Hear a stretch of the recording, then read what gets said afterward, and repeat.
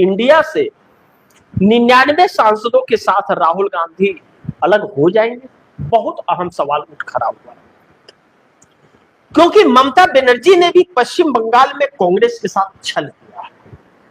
India गठबंधन का साथ होकर के भी कांग्रेस के लिए स्पेस नहीं दिया, कांग्रेस को अकेले चुनाव लड़ना पड़ा।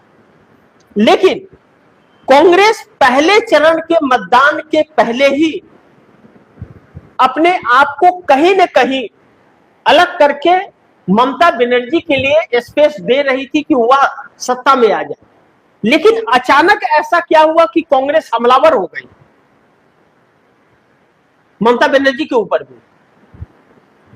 अब कहा यह जा रहा है, चर्चा इस बात की कि ममता कहीं ना कहीं सेटलमेंट कर रही है, क्योंकि मोदी सरकार हिली हुई है, अंतर्राष्ट्रीय मुद्दे हावी है, सब कुछ है। भाजपा के अंदर भी बगावत है मोदी को हटाने के लिए, चेहरा बदलने के लिए। महंगाई बेरोजगारी की मार पड़ने वाली है, जबरदस्त रेट बढ़ने वाला है चुनाव समाप्त होते ही, रोक के जो रखा गया हुआ है। अर्थव्यवस्था क्रैश कर रही है, शेयर मार्केट गिर रहा है, और ममता बनर्जी दिल्ली और बंगाल में कंप्रोमाइज कर रही कि बंगाल हमारे पास रहने तो दिल्ली में तुम राज करो। यानी कि मेरी ही बिल्ली मेरे को म्याऊं कर रही है। मतलब कांग्रेस के साथ रह करके हर कोई मजबूत भी हो रहा है और कांग्रेस के ही पैर को खींच रहा है। ऐसे पहली बार नहीं है, ऐसे कई बार हुए हैं कि जब जब केंद्र में सरकार बदलने की नौबत आई है, ऐसे 2-3 मौके आए हैं जब सरकार पलटने की कोशिश की गई है और नीतीश नायडू आने की तैयारी में रहे, तब यह चीजें हुई है। एक बार अरविंद केजरीवाल इंडिया गठबंधन से अलग हुए और दूसरी बार ममता बनर्जी पीछे हट गई और जाके अडानी से मिलकर के अपना प्रोजेक्ट लगाने के लिए वहां मिली, कंप्रोमाइज हो गया। वैसे ही इस बार कहा जा रहा है कि कंप्रोमाइज हो रहा है कि पश्चिम बंगाल ममता के पास रहे, दिल्ली में मोदी के लिए कोई संकट नहीं होगा। यह बात निकल के आई, कितनी सच्चाई है यह वक्त बताएगा। लेकिन कांग्रेस दूरी बना रही है। अब इंडिया गठबंधन का हिस्सा कांग्रेस आने वाले वक्त में नहीं रहेगी।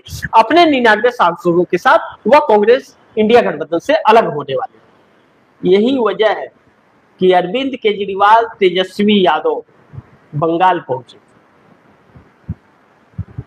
बंगाल पहुंच के ममता बनर्जी के लिए कर रहे। वही ममता बनर्जी, वही तेजस्वी दिल्ली आकर के अरविंद केजरीवाल के लिए किए थे, कांग्रेस के लिए नहीं। तो अब कांग्रेस खुल करके अकेले मुकाबला करेगी। और जब भी केंद्र सरकार से मुकाबले की बात होती है, मोदी साहब से डायरेक्ट फाइट की बात होती है, तब सारी क्षेत्रीय दलें धूम दबा करके भाग जाते हैं। आएंगे 10 मिनट के लिए, खूब हल्ला करेंगे, सभा उभा रैली उली करके हल्ला गुल्ला करके गायब हो जाते हैं, फिर गायब ही रहते हैं। फिर उसके बाद कहां है कोई पता ही नहीं चलता। लाठी खाना है तो कांग्रेस, केस फाइल होता है तो कांग्रेस के ऊपर, केस लड़ेगी तो कांग्रेस लड़ेगी, गिरफ्तार होगी तो कांग्रेस लड़ेगी, सहिष्णुता जाएगी कांग्रेस की, घर खाली होगा कांग्रेस का, और मलाई सबको ही मारता। ऐसे में कांग्रेस अकेले चुनौती देने का काम करेगी। और 350 सीटों पर वैसे भी कांग्रेस भारतीय जनता पार्टी से आमने सामने चुनाव लड़ती है। 350, 543 सीटों में 350 सीटों पर कांग्रेस और भाजपा का सीधा फाइट होता है। उसमें किसी क्षेत्रीय दल का कोई भी व्यक्ति नहीं होता। तो 350 सीटों पर 543 में लड़ती है, तो बाकी के भी 200 सीटों पर लड़ लेगी। अब जनता फैसला करे कि जनता को किसको, जो भाजपा को सपोर्ट कर रहा है उसे साथ रखना है या जो भाजपा को चुनौती दे रहा है उसे करना है। कांग्रेस के हटते ही इन सभी पार्टियों के चरित्र खुल करके देश के सामने आ जाएंगे।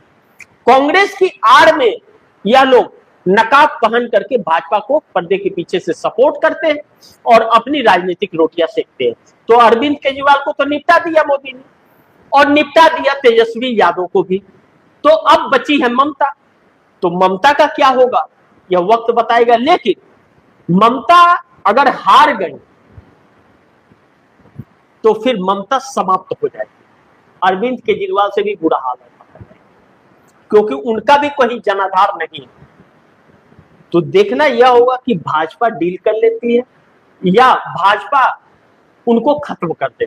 अगर भाजपा सरकार बना लेगी बंगाल में तो फिर दिल्ली से उनको काबू में ले लेगी, और भाजपा अगर उनसे डील कर लेती है तो क्या कांग्रेस के खिलाफ उनको थर्ड फ्रंट बना करके इस्तेमाल करेगी, यह देखना बहुत महत्वपूर्ण होगा।